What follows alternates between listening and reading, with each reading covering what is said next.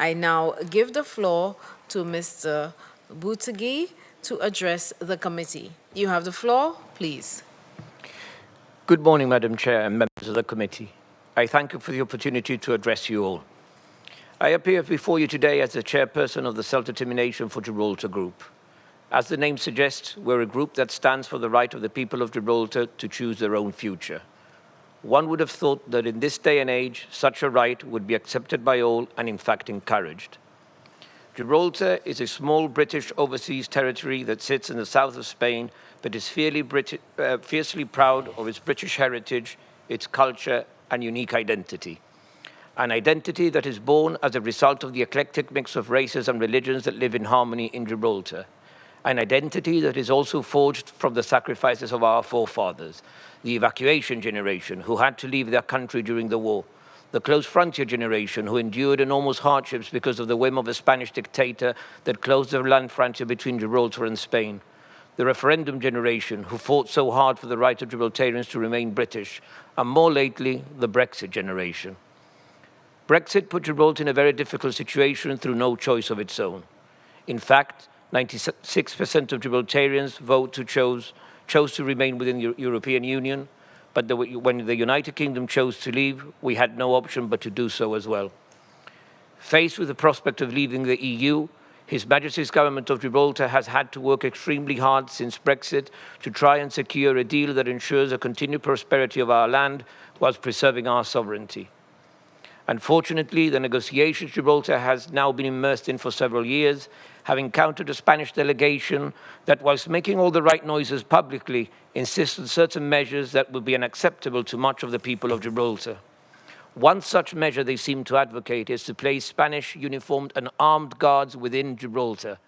They will argue that it is to ensure that Spain, a Schengen member, can ensure that Frontex, as the European force which controls Schengen borders, does its job properly. But those checks can be carried out in a number of ways, and we do not need to have uniformed Spanish police exercising any form of control in our jurisdiction.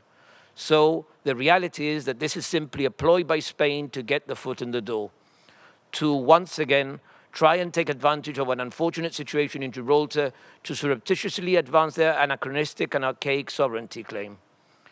Gibraltar gives work to over 10,000 cross-frontier Spanish workers who cannot earn a living in their own country. Gibraltar also contributes a significant percentage to the adjacent Campo de Gibraltar's GDP.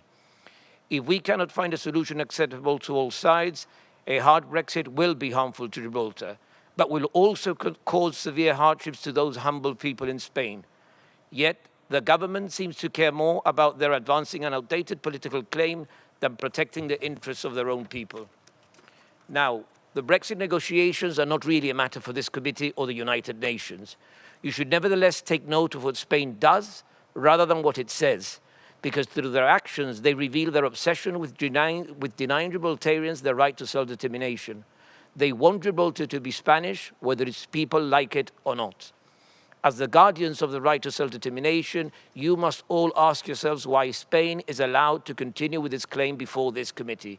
Why Spain is not told that the right of the people to choose their own future is a fundamental right enshrined in the UN Charter, and that they, Spain, should therefore leave Gibraltar alone once and for all. Please do not misunderstand me. We do not seek conflict, and we most certainly want to enjoy good neighbourly relations with our neighbours. We are simply a small nation that is proud to be British, wants to remain British, and is not willing to cede one iota of our sovereignty, no matter how much Spain might be willing to coerce or beguile. I thank Mr. Buttigieg. Mr. Buttigieg, you may now withdraw. Thank you.